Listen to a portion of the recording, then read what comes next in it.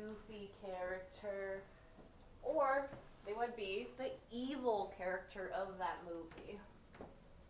So oftentimes politics will play into part of like who is the evil character in these movies. If you think about even more recently, like post 9/11, who are those bad characters in even like superhero movies?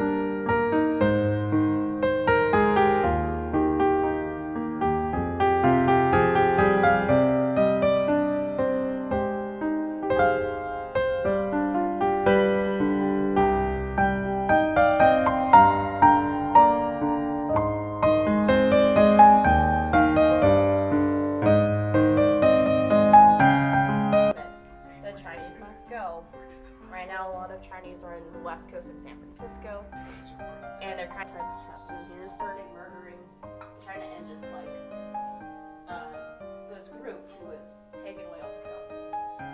And so the U.S. has this Chinese question of like whether we should keep all the Chinese immigrants here or we should take them out, send them back.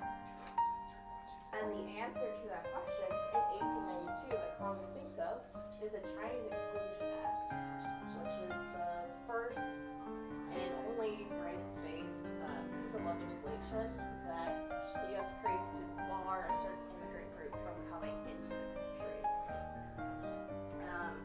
Often given to them, they'll either be the docile or like goofy character, or they would be the evil character of that movie. So oftentimes politics will play into part of like who is the evil character in these movies. If you think about even more recently, like post 9/11, who are those bad characters in even like superhero movies? The 1900s, not only can China to here. So the idea is, as long as you own a business, a restaurant, you can go back to China and bring people over to help run your business. You want to help the economy? Great. So someone would say, oh, I own this restaurant. I need to go back to China to grab some of my people to help me run my business. I'll bring people over. There's a certain amount of time that they have to prove that they're the owner, and then suddenly the hands would switch over. And maybe the dishwasher will then say, oh, I've never washed a dish in my life.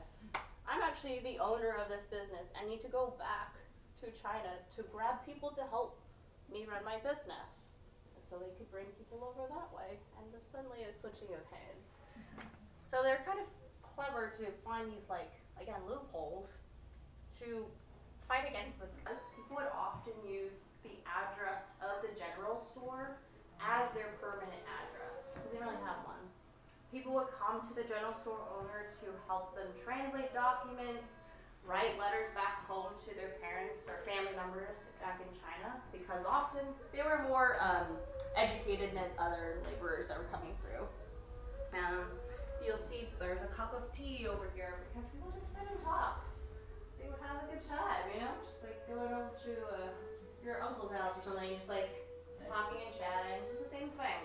So I like to see this as like the first form of like a community center for Chinese immigrants. You're gonna go to places